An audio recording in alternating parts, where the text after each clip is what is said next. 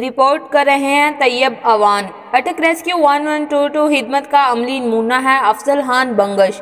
Rescue 1122 اٹک کو افضل خان بنگش کی طرف سے 80,000 روپے کا عطیہ۔